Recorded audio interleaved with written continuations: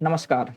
आज हम भारत और इज़राइल संबंध पे चर्चा करेंगे और चर्चा में हम नेहरू जी के काल से लेकर के वर्तमान काल तक भारत-इज़राइल के संबंध को समझने का प्रयास करेंगे और ये जानने का प्रयास करेंगे कि भारत और इज़राइल के संबंध समय के साथ कैसे बदले हैं और वो कौन से कारक हैं कि जो दोनों देशों के संबंधों में बदलाव ला रहे थे।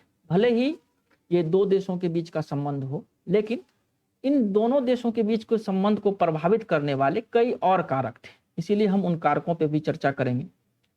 इन संबंधों की यदि शुरुआत हम देखते हैं तो सबसे पहली बार 1948 में इजराइल की स्थापना होती है। उससे पहले 1947 में भारत को स्वतंत्रता मिलती है। आरंभ में भारत 1950 तक कहा जाता है कि ज भारत ने ये सोच रखा था कि जब तक स्वतंत्र देश के तौर पर फिलिस्तीन की स्थापना नहीं हो जाती है, तब तक एक स्वतंत्र देश के तौर पर इजराइल को वो स्वीकृति प्रदान नहीं करेंगे। लेकिन 1950 में ही भारत ने इजराइल को मान्यता दे दी और उसके बाद बम्बई में एक कार्यालय खुला जो कि वर्ष 1953 में उसे कॉन्सुलेट में बदल दिया गया। अब आते हैं हम उन कारणों को समझने का प्रयास करते हैं जिनकी वजह से भारत और इजराइल के संबंधों में लगातार बदलाव आते चले गए और वर्ष 1917 में भारत के प्रधानमंत्री नरेंद्र मोदी इजराइल की यात्रा पर जाते हैं। तो सबसे पहले हम उन कारणों पे चर्चा कर लेते हैं। वर्ष 1992 से पहले भारत इजराइल संबंध को प्रभावित करने वाले कारक, वैसे तो बहुत सारे कारक प्रभावित कर रहे थे, लेकिन जो मुख्य तौर पर कारक हैं उनको हम समझने का प्रयास करते हैं। भारत और इजराइल संबंधों को सबसे अधिक प्रभावित कर रहा था भारत और अरब देशों के साथ संबंध। आरंभ में भारत का अरब देशों के साथ संबंध बहुत ही अच्छा रहा। दूसरी तरफ हम देखते हैं कि अरब और इजराइल के बीच तनाव, तो भारत ने अरब देशों के साथ संबंध को देखते हुए इजराइल के साथ अपने संबंधों में प्रगाढ़ता नहीं लाई। लेकिन आगे हम ये भी देखेंगे कि जब जब भारत युद्ध के क्षेत्र में गया है, जैसे चीन के साथ युद्ध हो या फिर पाकिस्तान के साथ युद्ध हो, इजराइल ने भारत को यथासंभव सहयोग किया। अब हम दूसरे कारक पे देखें तो अरब देशों के साथ भारत के संबंध दो क्षेत्रों के से मायने रखते हैं। पहला कि भारत अपनी ऊर्जा आवश्यकता के लिए अरब देशों पर निर्भर है और दूसरा कि बहुत बड़ी संख्या में भारतीय अरब देशों में काम करते हैं। तो भारत के लिए यहाँ पे एक कठिन परिस्थिति थी कि यदि उनका अरब देशों के साथ संबंध बेहतर है, यदि इजराइल के साथ संबंधों में बढ़ोतरी आती है, तो हो सकता है कि अरब देशों के साथ संबंधों में कटुता आ जाए और भारत आरंभ में अरब देशों के साथ कटुता लेने के लिए तैयार नहीं थे। दूसरी नीति के तौर पर हम देखते हैं कि भारत में कि गुटनिरपेक्ष नीति भी भारत को इजराइल से दूर करती है, क्योंकि इजराइल हमेशा से अमेरिका का एक सहयोगी देश रहा है और भारत की गुटनिरपेक्षता वास्तव में उसका झुकाव सोवियत संघ के प्रति रहा। तो एक जो गुटनिरपेक्ष नीति के अंतर्गत इजराइल के साथ भारत के संबंधों में बेहतरी नहीं हो सकी। हो सकता है कि आगे चलकर हम देखेंगे कि जैसे ही गुटनिरपेक्ष नीति के प्रभाव में कमी आती है, हालांकि उसका महत्व आज भी बना हुआ है, तो भारत और इजराइल के संबंधों में बेहतरी आती है। लेकिन आरंभ में चूंकि ये इजराइल अमेरिकी खेमे का एक देश था और इसलिए भारत अमेरिकी खेमे के विपरीत सोवियत संघ के खेमे की तरफ अपना अधिक झुकाव रखता था। हालांकि गुटनिरपेक्ष नीति मूलतः इस बात पर आधारित थी कि हमें किसी भी पक्ष में नहीं रहना, लेकिन वास्तव में इसका झुकाव सोवियत संघ के प्रति था। अब देखते हैं कि तीसरे कारक के रूप में हम भारत और फिलिस्तीन पर संयुक्त राष्ट्र संघ के प्रस्ताव को समर्थन करता है।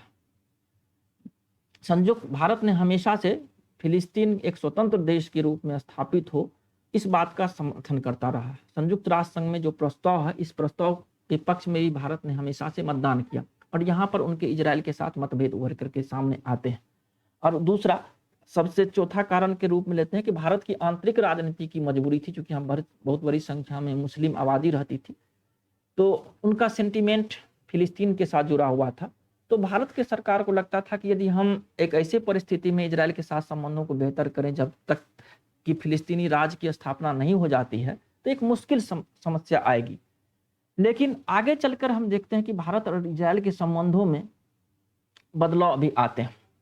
जैसे हम देखते हैं कि युद्ध काल में भारत ने स्वतंत्रता के बाद कई युद्ध लड़े हैं, जिसमें कि पहला युद्ध था चीन के साथ 1962 का युद्ध, फिर पाकिस्तान के साथ 1965 का युद्ध, 1971 का, फिर वर्ष 1999 में कारगिल।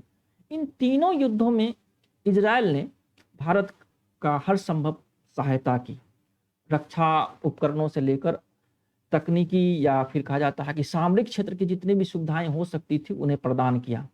वर्ष 1965 में जब पहली बार चीन के साथ 62 में चीन के साथ जब युद्ध की शुरुआत होती है, तो फिर जवाहरलाल नेहरू ने इजराइल से सहयोग की मांग की थी और फिर इजराइल ने भारत को सहयोग किया। इसी आधार पर कभी कभी नेहरू की इस नीति की आलोचना भी होती है कि विपरीत काल में जब इजराइल भारत को सहयोग करने के लिए तैयार था, तो फिर गुटनिरपेक्ष नीति के आधार पर हम इजराइल के साथ अपने संबंधों में जो प्रगाढ़ता लाना था उसका प्रयास हमने क्यों नहीं किया। और यहाँ कहा जाता है कि आरंभ में भारत की विदेश नीति में सिद्धांत अधिक थे, व्यवहारिक पक्ष कम था। और जैसे जैसे भारत आर्थिक रूप से सबल हुआ, इसी तरह से भारत की विदेश नीति में सिद्धांत की जगह अपने हित ज्यादा सामने आने लगे। तो देखते हैं कि युद्ध काल में भारत और इजराइल के संबंधों में बदलाव आते हैं। फिर हम आगे देखें तो इंदिरा गांधी के समय में नेहरू जी की नीति की निरंतरता बनी रहती है। और इंदिरा गांधी के समय में जब 1971 में पाकिस्तान के साथ युद्ध हुई थी, तो इजराइल ने भारत की सहायता की थी। कहा जाता है कि भारतीय खुफिया एजेंसी रॉ की स्थापना में इजराइल की खुफिया एजेंसी मोसाद ने भारत की मदद की थी। और देखें तो मोसाद और रॉ के बीच आज भी सहयोग कायम है। और इसकी शुरुआत वर्ष इंदिरा गांधी के समय में हुई थी, और चूंकि रॉ की स्थापना भी इसी समय में हुई थी, और यहीं से दोनों खुफिया एजेंसियों के बीच सहयोग हम देखते हैं। वर्ष 1948 से लेकर के वर्ष 1952 तक भारत इजराइल के संबंधों को देखें तो हम बहुत ज्यादा उसमें प्रगाढ़ता नहीं देखते, है ना कि समय समय पर दोनों देशों के बीच सहयोग होते रहे। उसके बाद हम यदि देखें कुछ इस बीच में कुछ घटनाएं घटी हैं, जैसे कि वर्ष 1985 में तत्कालीन प्रधानमंत्री राजीव गांधी इजराइल के प्रधानमंत्री के साथ उन्होंने मुलाकात की थी। और किसी भी भारतीय प्रधानमंत्री का किसी भी इजरायली प्रधानमंत्री के साथ ये पहली यात्रा थी, और ये मुलाकात हुई थी संयुक्त राष्ट्र संघ के वार्षिक सम्मेलन में। वर्ष 1992 भारत के दृष्टिकोण से और भारत इजराइल संबंध की दृष्टि से काफी महत्वपूर्ण है। और इसी वर्ष भारत ने इजराइल को पूर्ण राजनीति का दर्जा दिया। उसके बाद संबंधों में काफी बदलाव आती है। अब हम सबसे पहले इस बात को जानने का प्रयास करेंगे कि वर्ष 1992 तक जो कारक थे उनमें से कौन से बदलाव आए कि भारत अब इजराइल के साथ संबंधों में प्रगाढ़ता लाने का प्रयास करता है। क्योंकि हम देख रहे हैं कि इजराइल अपने तरफ से भारत के साथ संबंध स्थापित करने का हर संभव प्रयास कर रहा था और भारत इसमें पीछे हट रहा था। लेकिन अब भारत भी अपने तरफ से आगे बढ़कर इजराइल के साथ अपने संबंधों को बेहतर करने का प्रयास करता है। वर्ष 1992 आते आते वैश्विक राजनीति में काफी बदलाव होने लगे थे, और इसके साथ साथ भारत के आंतरिक राजनीतिक में भी हम बदलाव देखते हैं। और ये बदलाव किस तरह की थी, इस पर हम चर्चा कर लेते हैं। सबसे पहली बात थी कि वर्ष इस समय तक शीत युद्ध की समाप्ति हो चुकी थी और सोवियत संघ का विघटन हो चुका था, और अंतर्राष्ट्रीय राजनीति में इस वजह से काफी परिवर्तन आने लगे थे। फिर भारत में वैश्वीकरण उदारीकरण पर अधिक बल दिया जाने लगा। ना कि कुछ लोग कहते हैं कि ये वही समय है जब भारत में वैश्वीकरण उदारीकरण निजीकरण की शुरुआत हुई, लेकिन ऐसी बात नहीं है, बल्कि इस पर अब अधिक फोकस किया जाने लगा। सरकार की नीति में वैश्वीकरण उदारीकरण पर अधिक बल हुआ, और इस वजह से एक तकनीक रूप से उन्नत इजराइल के साथ भारत का संबंध स्थापित करना है, संबंधों में प्रगाढ़ता लाना आवश्यक हो गया था। इसके साथ साथ भारत को एक पूंजी की भी आवश्यकता थी। और वैश्विक स्तर पर देखें तो यहूदी का बहुत वैश्विक वित्तीय संस्थाओं पर काफी अधिक प्रभाव है। तो एक भारत की आंतरिक मजबूरी थी, क्योंकि एक आर्थिक उदारीकरण के रास्ते पर तेजी से आगे बढ़ना चाह रहे थे। इसके बाद हम जो महत्वपूर्ण कारक है उसमें हम देखते हैं कि इजराइल एवं अरब देशों के बीच तनाव में भी कमी आने की शुरुआत हो गई। और यहाँ तक इस समय तक मिस्र ने इजराइल के साथ अपने राजनयिक संबंध स्थापित कर लिए, तुर्की ने इजराइल के साथ अपने राजनयिक संबंध स्थापित कर लिए, और अन्य देशों के साथ भी इजराइल की उस तरह की कटुता की स्थिति नहीं रही। हालांकि तनाव तो बने रहे। तो जिन वजहों से भारत इजराइल के साथ अपने संबंधों को आगे बढ़ाना चाह रहा था और उसमें बाधा आ रही थी भारत और अरब संबंध, उसमें बदलाव होने लगे थे। और अरब देशों के साथ इजराइल के संबंधों में आए बदलाव, इसका प्रभाव भारत और इजराइल के संबंधों पर भी दिखाई देता है। फिर भारत सहित जो वैश्विक स्तर पे आतंकवाद की स्थिति बनी थी, उस स्थिति को यदि हम देखें तो भारत और इजराइल का नज़रिया एक जैसा हमें दिखाई देता है। दोनों देश आतंकवाद से प्रभावित रहे हैं और इस समय तक भारत और इजराइल ने आतंकवाद के खिलाफ एक युद्ध की शुरुआत की। और देखें तो आतंकवाद एक ऐसा मुद्दा है जहां पर भारत और इजराइल की नीति मिलती है, और ये एक बहुत बड़ी वजह है कि भारत और इजराइल को एक साथ आगे बढ़ने में सहायता मिली। यदि वैश्विक स्तर पर आतंकवाद का वो स्वरूप नहीं रहता तो भारत अपने रक्षा समझौते को लेकर या फिर आतंकवाद निरोधी नीतियों को लेकर इजराइल के इतने करीब नहीं आता। लेकिन ये एक ऐसा मुद्दा था जिसके वजह से भारत इजराइल के काफी करीब जा रहा था। उसके बाद देखते हैं कि भारत की रक्षा क्षेत्र की आवश्यकताएं। इस समय तक भारत परोक्ष युद्ध का सामना कर रहा था, विशेषकर पाकिस्तान द्वारा प्रायोजित परोक्ष युद्ध। चीन के साथ आरंभ से ही सीमा पे तनाव की स्थिति बनी रही थी।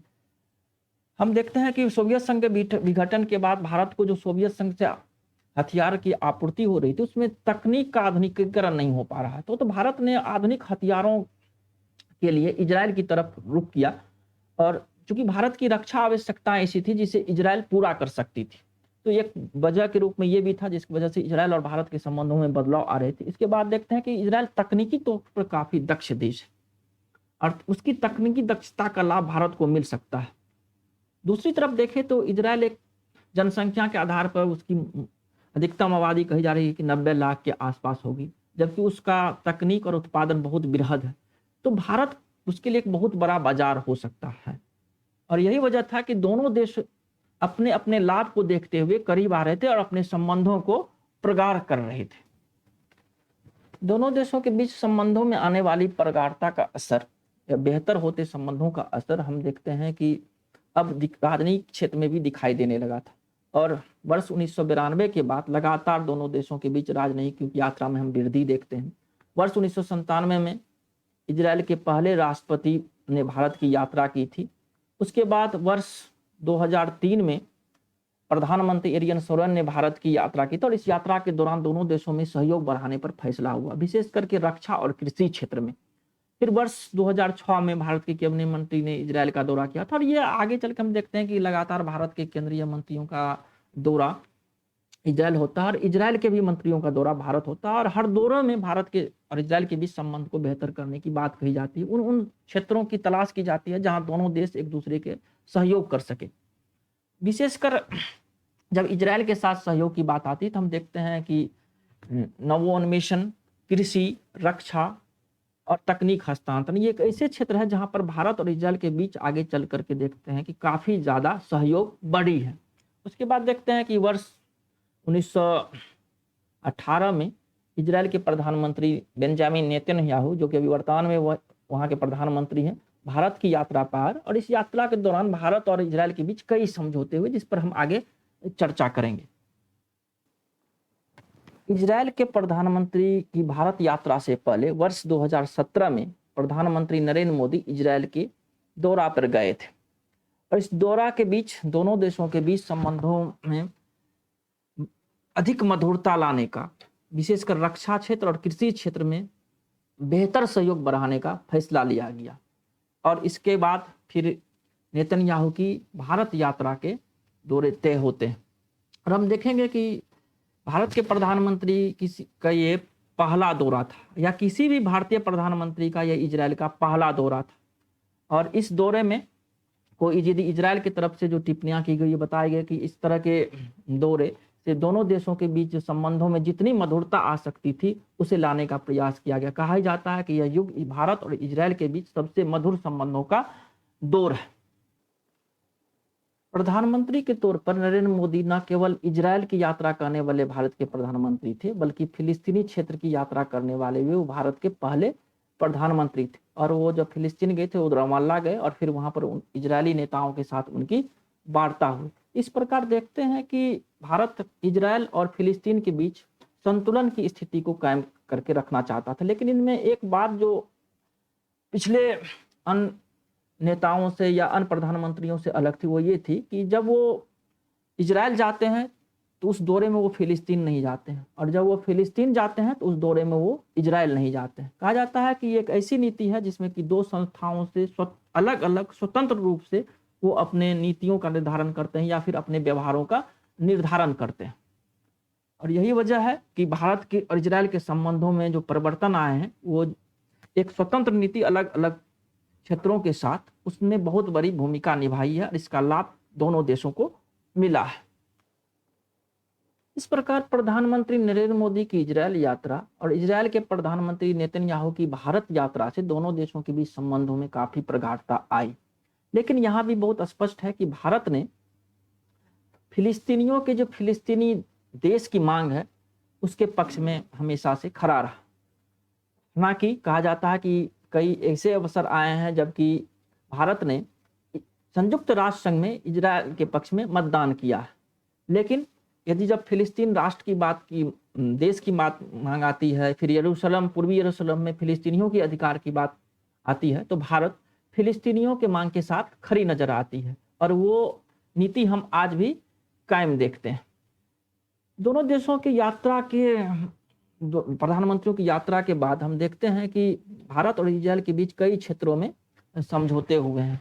जैसे कि इजरायल से कृषि के क्षेत्र के लिए गंगा सफाई कृषि के समझौता हुआ, साथ ही इसरो और इजरायल के स्पेस एजेंसी के बीच करार हुई है। भारत में जल उपयोगी सुधार पर समझौते हुए हैं। उसके बाद ऑप्टिकल लिंक में सहयोग पर समझौते हुए हैं। लघु उपग्रहों में जो पावर सप्लाई होगी उस पर सहयोग हुई है। भारत इजरायल के बीच अनुसंधान और विकास प्रौद्योगिकी पर इनोवेशन हुआ है। छोटे सैटेलाइट को बिजली के लिए कैसे उपलब्ध हो उस पर समझौता हुआ। भारत और इजरायल संबंधों की यदि इन समझौतों के देखें तो इसमें 3 केंद्रीय बिंदु होते हैं। पहला केंद्रीय बिंदु होता है कि कृषि के क्षेत्र में इजरायल के साथ सहयोग, क्योंकि इजरायल रेगिस्तान में बसा हुआ देश है और उस रेगिस्तान में बसे होने के बावजूद भी उसकी कृषि उत्पादकता भारत से कई गुना अधिक। दूसरा, जल प्रबंधन के क्षेत्र में, विशेष करके जल प्रबंधन से सिंचाई के क्षेत्र में इजरायल की ड्रिप्स और स्प्रिंकल सिंचाई पूरे विश्व में प्रसिद्ध है। कम पानी से अधिक खेतों की सिंचाई की तकनीक, और भारत इस क्षेत्र में इजरायल से सहयोग ले रहा है। तीसरा, जो इजरायल टेक कंपनियों का एक बहुत बृहद बड़ा हब बनकर उभरा है, तो भारत चाहती है कि भारत के मेक इन इंडिया प्रोग्राम में इजरायल सहयोग करे, तकनीक से भी और पूंजी से भी। और तीसरा क्षेत्र भारत का रक्षा क्षेत्र है, जिसका कि हम अगले टॉपिक में चर्चा करेंगे कि भारत और इजरायल के बीच रक्षा समझौते के क्या मायने हैं और इस रक्षा समझौते का अंतर्राष्ट्रीय स्तर पर क्या प्रभाव पड़ रहा है, और स्वयं भारत के लिए ये समझौता, रक्षा क्षेत्र में समझौता कितना मायने रखता है। लेकिन भारत और इजरायल के बीच बढ़ते संबंधों के बीच कई बाधाएं भी हैं। इन बाधाओं पर यदि हम चर्चा करते हैं तो देखते हैं कि फिलिस्तीन की मांग पर दोनों देशों का दृष्टिकोण अलग अलग है। भारत हमेशा से एक स्वतंत्र फिलिस्तीनी राष्ट्र की स्थापना के पक्षधर रहा। दूसरा, भारत ईरान में चाबहार बंदरगाह विकसित कर रहा है, जिस पर इजरायल ने आपत्ति दर्ज की है, और इस बंदरगाह पर अमेरिका की तरफ से भी आपत्ति दर्ज की है। उसके बाद देखते हैं कि भारत यरूशलेम को इजरायल की राजधानी के तौर पर मान्यता अभी भी नहीं देता है, जबकि इजरायल ने यरूशलेम को अपना राजधानी घोषित कर दिया है। और अभी तक यदि शक्तिशाली देशों में देखें तो केवल एक अमेरिका है जो यरूशलेम को इजरायल की राजधानी मानता है। लेकिन भारत की तरफ से भी कुछ आपत्ति, जैसे कि इजरायल और चीन के बीच बढ़ता आर्थिक और प्रौद्योगिकी संबंध, जिस तरह से इजरायल और चीन के बीच आर्थिक एवं प्रौद्योगिकी संबंध विकसित हो रहे हैं, उससे भारत को भी आपत्ति रही है। लेकिन भारत और इजरायल के संबंधों का कुछ सकारात्मक बात यह भी है कि भारत और अमेरिका के संबंधों में भी सकारात्मकता आई है, और हम देखते हैं कि हाल के वर्षों में भारत अमेरिका संबंध पहले की तुलना में काफी बेहतर नजर आ रहे हैं, विशेष करके निवेश और आर्थिक क्षेत्र में। और उसके पीछे कहा जाता है कि अमेरिका में जो यहूदी लॉबी है या इजरायली लॉबी है, उसका भारत ने सहयोग लिया। हम अगले पार्ट में भारत इजरायल रक्षा संबंध पे चर्चा करेंगे और ये जानने का प्रयास करेंगे कि इस रक्षा संबंध का दोनों देशों के ऊपर क्या प्रभाव पड़ा, और खास करके दक्षिण एशिया की राजनीति पर इसका क्या प्रभाव पड़ा और विश्व की राजनीति पर इसका क्या प्रभाव पड़ा है।